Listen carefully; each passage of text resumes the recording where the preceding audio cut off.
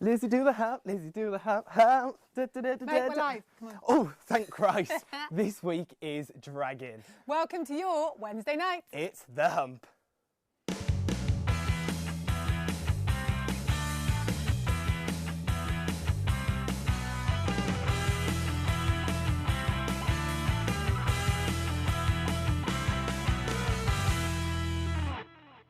Coming up on the show tonight, We have a musical guest performance live a packing technique that'll change the way you travel. and the best bits of the weekend ahead. But first, we're excited to present to you a feisty foursome fresh on the indie scene. It's Bellicose.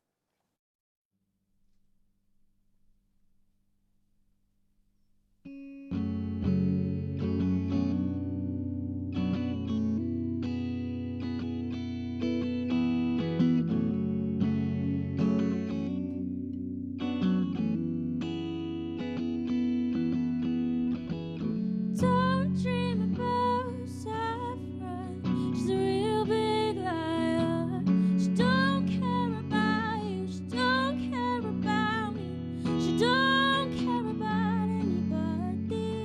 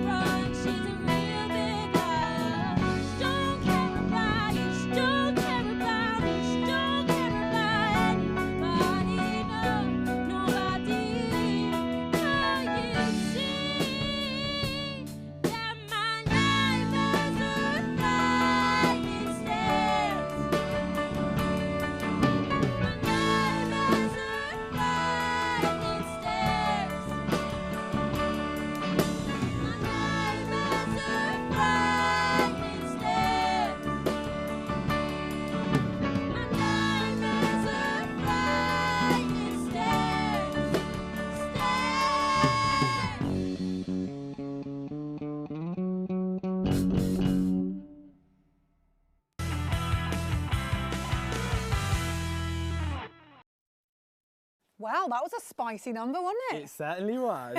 Now, like responsible grown-ups, we expect you've caught up with the news at 10. But here are the things that you might have missed that you probably want to know. To be honest with you, I wouldn't call you a responsible grown-up, Lizzie. Yeah, well, however, neither would I, actually. First up, we've got the buzz on the still mythical 24-hour tube.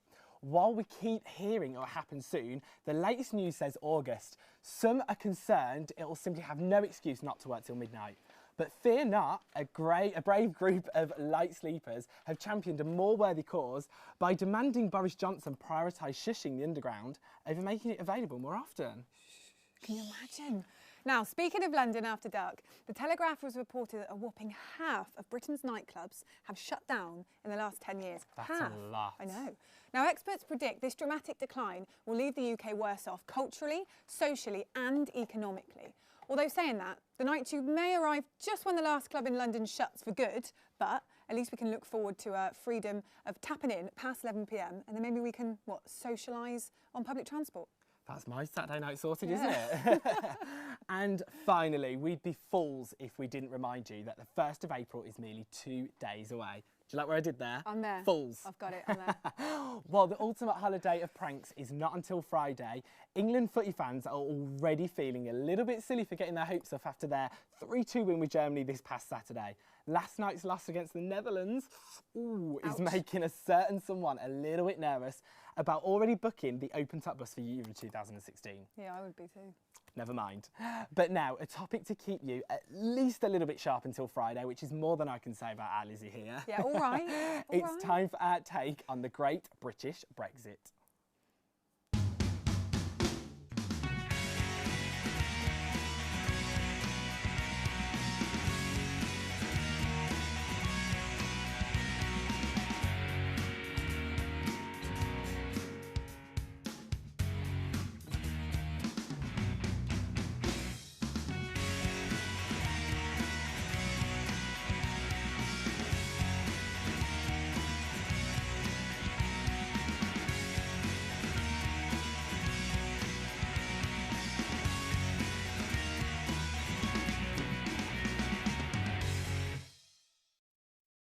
So last week we talked all things stay, but here with us today is Councillor Anna Firth, co-chair of Women for Britain and former parliamentary candidate for the Conservative Party, who is urging us to vote leave. Anna, thank you so much for joining us today. Thank you very much. Thank you for having me on the show. So, can you summarise simply for us why you think that we should leave the EU? Yeah, and can I just say this isn't a new view that I've had. I've had the hump with the EU actually for quite a while. It's about democracy, not bureaucracy. I believe that we should be able to vote in the people who are in power, who make the rules, who govern us, so that if they don't do a good job, come the next election, we can vote them out again. And that is the problem with the EU. We now have over 50% of our laws are now made for us in Brussels by people who we can't vote in and we can't vote out, by an unelected European elite. That's bureaucracy, that's not democracy. So it's about Britain taking back their control, is that what you say? Totally. Like us to have more of a say. Totally. I mean, I think that if you look back through history, you see time and time again that it's actually only the countries that have got a proper democracy that actually stand the test of time. And if you look across Europe now, you see the rise of rather unpleasant, rather nasty right-wing parties now all across Europe. And I believe that is because you've got an unelected government in Brussels now taking over. And so people say this has caused peace, but actually look at countries like Spain and Portugal, where you've got 58% now of people under 25 unemployed. That isn't a peaceful society, that's not harmony, and that's not sustainable in my view. Can I just ask, so the Bank of England has said Brexit would threaten the pound and the British economy. What are your thoughts on that?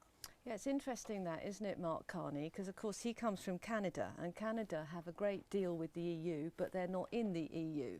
So I was interested to hear his perspective. Well, look, he's right in one sense that between now and June, we are going to see some depreciation in sterling because the city doesn't like uncertainty. But I disagree with him completely that there's going to be any ongoing long-term problems. The person who set up the Stronger In campaign, Lord Rose himself, said there will be no long-term effects if the British public votes to come out. And if you look at what Mervyn King has said, he was the ex-governor of the Bank of England, he says at the end of the day, this is a toss-up between a political elite who can't now admit that they've made a big mistake and simple arithmetic. The best interests of our economy and our country are coming out of the European Union. Saying that though, you mentioned similar things to Canada. With Canada, it took up to 7 years to come to with the negotiations to get to where they are now. Yeah. So what would your view be on that, with it possibly taking that amount of time to get somewhere before you can... Yeah, that's a very valid concern, but I don't actually think that we will take anything like 7 years, because Canada were coming at this not being in the EU, not already having existing trading relationships, which we do have. So frankly, I think that we're looking at, it will probably take about 2 years for us to negotiate a deal, and I fully expect that we would negotiate a far better deal than Canada, because we are a far bigger and more important economy than Canada. We're the 5th biggest economy in the world. We're already trading with Germany and France. They trade far more with us than we do with them. So the day after we vote to leave, you will have Mercedes-Benz and you will have Daimler and BMW ringing up Angela Merkel or her trade minister saying, come on, do a deal with the Brits and get on with it, because we want to keep selling our Mercedes. Quite right too. Okay. Thank you very So much. just Thank you for joining us as well. Yeah? Yeah, it's right. We're just running out a little bit of time. So thank you very much for joining us, Hannah. We do appreciate it. Thank you. Thank you. Okay, so you at home have now heard both sides, and you've got some pondering to do just before June. Perhaps you can mull it over on a sunny beach. If you've got a cheeky holiday coming up, thank your lucky stars that you've tuned in tonight.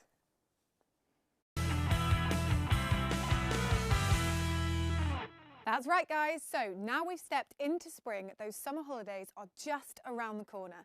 But let's be real, we've all booked those Ryanair flights to save as much money as possible for the beach bar, yeah? So back with his newest trick in our life hack, expert Dan Seamarks schooling us on savvy suitcase packing. Hello, Dan. Hey, Lizzy, how are you? doing? Good, thank you. Welcome to the studio. Thanks for joining me here. You're welcome. Now, I'm dying to know, I don't know about you, what is the secret to saving money on luggage besides wearing it all on the plane? Like a bit of a Joey from Friends. Okay, so yeah, so you don't need to overheat on your plane this summer, because there is such a simple life hack, and it just involves a lot of layers, but in your suitcase, not on you. Okay, let's do it. Nice. So as you can see, I've already started, and we've lined the suitcase with the belt that we're going to take on holiday with us. Nice. Okay, yeah. Literally taking up no room at all in there. Yeah. Nice and easy. Next, we're going to take our shoes, and everyone thinks about shoes just in general. Think about your sole. Think about your sole, and just line it up against the edge there. Your sole. So just you line it up against the edge there, and then again takes up hardly any room. What is it you've got in there? So pair of pants, I can see. So we put in the underwear and the socks we're going to take on holiday with us. Shove them all in there. If you're taking multiple pairs of shoes, shove them in all your shoes. Nice. Takes up no room at all. Sneaky. I like it. Very sneaky. Jeans are probably the bane of life when you're packing. Everyone knows it. They're big, they're bulky. Heavy, yeah. Very heavy. So take them, line them in the middle of the suitcase, and if you do the same with those ones, and just line them up down the middle there. Nice. And then if you're going to go with a guy, tank tops, anything like that, straight in the middle there, in the natural valley, nice and easy, nice and space reducing for you there. Okay. Now t-shirts, the biggest pain when you're packing. There's loads. But they don't have to be. If you take them and get the biggest end, which is obviously where your torso goes, and just pop them in like that. Okay. And if you keep doing that in a flip-flop kind of motion. So like reverse. Yeah, reversing motion. So okay. Yeah. I just call it a flip-flop. Dress is slightly different. You don't have your arms, and they're quite slightly long longer. as well. Very yeah, longer. Getting away, yeah. A lot more flowy as well. So these ones just literally pop in the end of the dress here, kind of tuck it all in, and now you're just going to go back through the same order. So you're going to get your dress, double it over, okay, and then do the same with the t-shirts. You're going to fold the arms in on male t-shirts and even female t-shirts where they have them. Fold the arms in like that, up and over. Nice. And now, of course, the jeans, you're going to take them and you're just going to fold them in like so. Okay. And then they take up hardly any room. Oh, I see. Yeah. And toiletries, they're the big thing that everyone wants to take with them. You're going to take foundation, you're going to take creams with them, so you can pick up kind of a contact lensless pop from places like Boots or any other chemist. Oh, that's a good idea. And just put as much as you need in there, or sort of. Put as much as you need in there for your holiday. Just pop the cap back on. No need to take massive pots of foundation that 'Cause just I do take that, up and room. it's heavy as well. It's more weight, Yeah, isn't it? Yeah. Don't need it.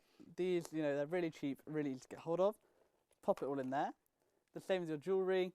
Just pop it on a button, nice and shiny. Again, nice and easy to pack. Just an odd button. Just no button, yep, absolutely. That's handy, and you can fit 2 pairs on there as well, can't Absolutely. you? Yeah. And just pop that into there. And then you're going to pop that in the middle of your valley where your tank tops and stuff go. And So it's then, all compact. yeah, so we've got nice in the middle, nice and protected. And that is literally how you can pack your holiday in no time at all. So if you're in a hurry for your flight, or you just don't like the time-consumingness of it, you're ready to go. And that was so quick as well. So quick, so easy. Brilliant. Well, thanks very much for that. You're I welcome. appreciate it. I'm actually going on holiday soon. Well, So enjoy. that's perfect for me. It's settled. I'm never checking in a bag again. What about you? Now it is your turn, everyone. So while you're at it, tweet us snaps using #SuitcaseHell for your chance to win a trip to Berlin, nice, and a one-to-one packing tutorial with the crafty Dan himself.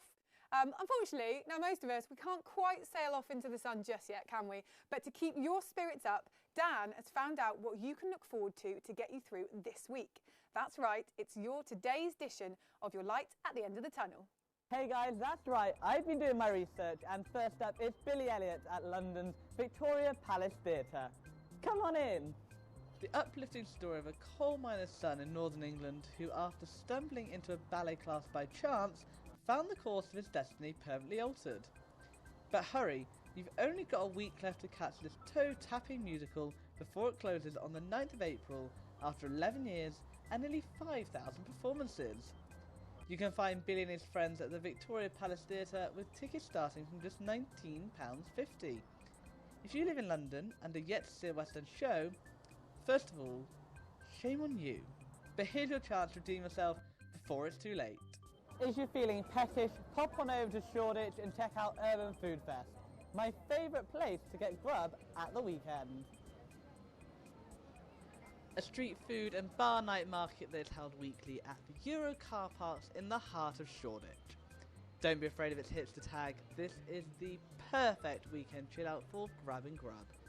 At the food fest you can enjoy a tantalising array of gourmet street foods from around the globe, and of course a selection of craft beer, exclusive cocktails, international wines and more. The fest even hosts live musical guests depending on the weekend, and you can check out their themed Saturdays. This weekend the Rugby Sevens take over. Hit up this Saturday from midday to midnight slap bang on Shoreditch High Street. Even better, it's free to get in. After all, who doesn't like eating burgers and drinking booze in the British sun? I'll let you decide on that one. And finally, if you feel like dancing the night away, then check out Super Duper Fly Club Night and take yourself back to the 90s and noughties. What better way to end your week? Deemed London's best R&B night out by Time Out, this monthly event is the biggest of its kind in the UK. Having hosted the likes of Rita Ora and featured impromptu performances from Professor Green and special guest Emily Sandé, this club night simply can't be missed. Even better, all profits from this event will go directly to Road to Freedom, a charity that aids refugees fleeing from war-torn Syria and Iraq. Taking place at Mode in Notting Hill, Super Duper Fly Club Night runs from 9 PM till 3 AM, with advance tickets going for just £7.70 and totally free table reservations for parties of 10 plus. So grab your friends and head out. Okay, home dogs, and there's your weekend plan. I've been Dan, this has been Light at the End of the Tunnel. See you on the flip side.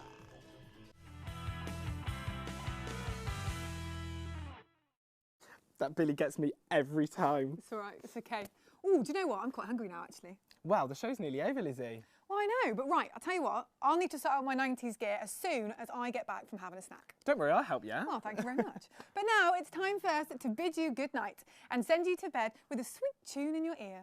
One last time for you, here's Bellicose.